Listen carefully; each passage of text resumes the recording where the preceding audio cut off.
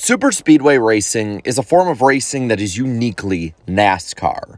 No other series in the world, whether it be open wheel, short track racing, anything on four wheels, has this kind of style of racing or the skill set used to excel in it.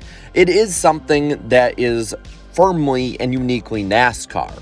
Not saying it's better or worse than any other form, but there's nothing you are ever going to see as a fan or nothing you are ever going to drive as a driver that will be like being in the big snarling pack at Daytona or Talladega.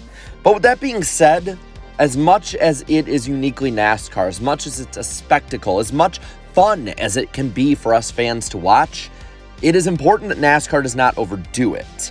And recently, the Atlanta Motor Speedway went from a normal mile-and-a-half intermediate to a Superspeedway style track. And now we have 6. 2 at Talladega, 2 at Daytona, and 2 at Atlanta. And the rumor is we may be adding more to it, as Texas Motor Speedway may be going the route of the Atlanta Motor Speedway turned Superspeedway.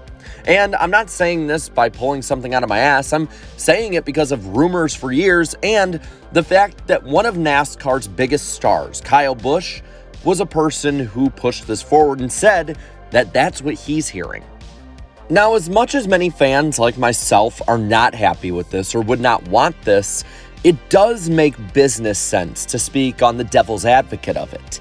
You see, the Atlanta Motor Speedway had been floundering for years. Yeah, the racing was fun for the drivers, and in a lot of instances was a lot of fun for us fans, but the track was clearly wearing away, and there was no way they were going to keep it on the old surface for very much longer, as it would literally fall apart and soak in water more, and there was no way to feasibly keep it going.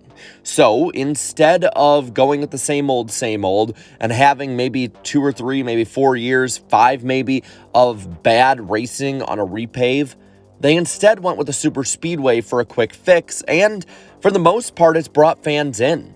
On TV, the ratings for both Fox and USA have been up for the most part for the Superspeedway. The moments have been more exciting, just undeniably because of the pack setting and crashes. And at the track, many fans in person who've gone for years love it more than the old Atlanta, and it's brought more people from around the country to Atlanta to have its biggest crowds in probably a decade. So it does make sense when you look at it from that perspective. It also makes sense when you look at it compared to rumors and what people have said. IndyCar was saying with Texas that they may not return if certain things are done to the track that have been rumored. And what do you know, while NASCAR's changes to probably make it to the spring have done a lot of effort in changing IndyCar's schedule and might have gotten in the way too, it looks like, based on the 2024 IndyCar schedule that was just released, that Texas is not on the IndyCar schedule at all. There's no open date for it. Now, maybe it's because it's moved to the spring for NASCAR, so it has more time to be reconfigured or repaved for 2025, but that's just all hearsay or here nor there.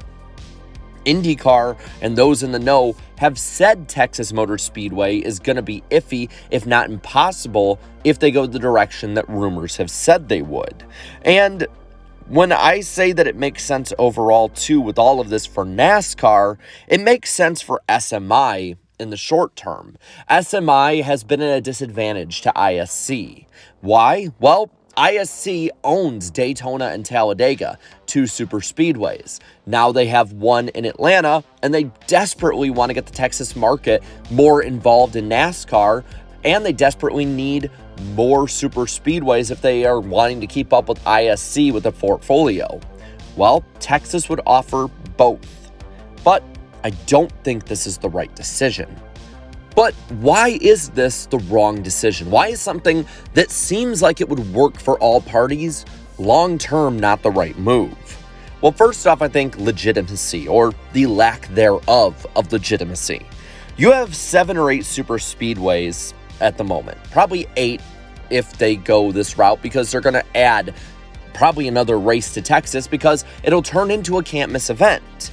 But that means you're going to have almost 25% of the NASCAR schedule be on superspeedway racetracks. And that's not too out of the norm for certain types of tracks to dominate the schedule. Road courses have exploded on the NASCAR schedule in multiple ways, and now they're trying to rein it back. Intermediates in the 2000s exploded. Short tracks early on were the mainstay of the NASCAR schedule. It's normal for NASCAR to have ebbs and flows in what types of tracks they go to, but you almost will undoubtedly have 6 to 7 superspeedway races in the first 26 races during the regular season. And while it's okay probably to have 3 or 4 wildcard races in that span, just like in football, you'll probably have 1 or 2 wildcard weird games. If you have every one or you have a large amount of them become that, it's going to start diluting who makes the playoffs, especially since it's not even the top 30 that can qualify. It's anyone who's been in every race. Also, when you have that, it means you're probably going to have 1 in Talladega like you always have, but maybe 2 superspeedway races in the playoffs. And the playoffs already have a bunch of tracks that are wild card tracks. Talladega, the one I just talked about, pretty big wild card. The Bristol Night Race historically has been. You also have the Roval, and even if they turn it to the Charlotte Oval, the way that this car races there would definitely make it more of a wild card. Martinsville, wild card track. And that's not to say they won't move any other tracks into the playoffs. So you cannot overdo it if you want people to believe who is the best driver at the end of the season is winning the championship. And when you could get eliminated because of somebody else's mistake in not 1 but 2 of those races, possibly in the same round, you're asking for trouble. It also, like I said, would set SMI and NASCAR down a path that I don't think they can come back from. It's a dark path. At what point do you not change 1.5 mile tracks when they're not working for you? Do you go and change Kansas because you might have a few dull races here or there? Do you go change Charlotte and have the 600 be a super speedway so anybody could win this crown jewel? Where do you stop? That's what I ask on this one, because for instance, does ISC maybe want a track like this since it does race uniquely compared to Daytona and Talladega? What would they do? Would they change maybe Michigan to be more like one of those tracks and a bigger track being a faster track with that? Do you change Chicagoland to try and take that desperately needed Chicago market that they seem to just not be able to get since about 2007? Where does it stop? Or is there another SMI track? Are they desperate enough to bring Kentucky back and they make that a super speedway? Where is the line? And honestly, 2 other major reasons why this wouldn't be the right move are the car and the track itself. The next-gen car excels at good intermediate tracks. It's great at Kansas. It's great at Charlotte. We all know it'd be great at Chicagoland.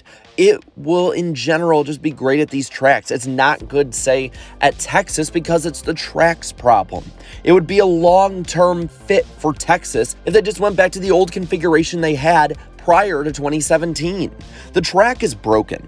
There are 2 generations of cars, 3 major aero packages, and 7 years of racing that we've seen at this point with no measurable improvement of Texas, with no fan improvement with how it's perceived. Crashes are the only thing that keeps this track interesting in races, and it's not really easy to argue against that.